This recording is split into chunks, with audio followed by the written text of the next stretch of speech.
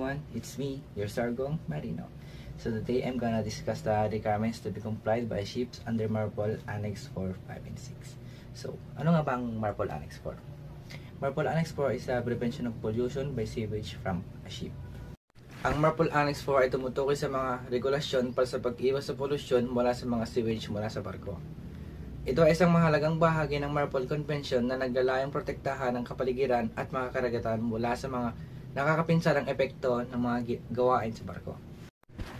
Under MARPOL Annex 4, ship must prevent sewage pollution by either having an approved sewage treatment plant, a sewage commuting and disinfecting system, or sewage holding tanks, and must comply with the specific discharge regulations based on treatment and distance from land.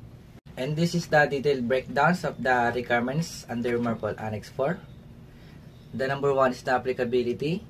MARPOL Annex 4 applies to ships 400 gas tonnage and above, or ships certified to carry 15 or more persons engaged in international voyages.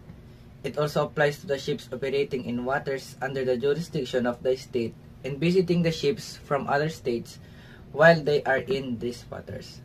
So number 2 is the sewage system. Sewage system, ship must be equipped with the sewage system that meets the requirements of MARPOL Annex 4. And the system must include 3 sewage system categorizations. The number 1 is the holding tanks.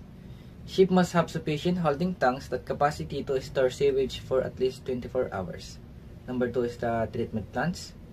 Ships may be equipped with sewage treatment plants that meets the standards set by the IMO, or what we call the International Maritime Organizations. And last but not the least is the discharge connections. Ship must have a discharge connection for sewage that is compatible with shore-based reception facilities. And that's all. Thank you. I got so much motherfucking right now.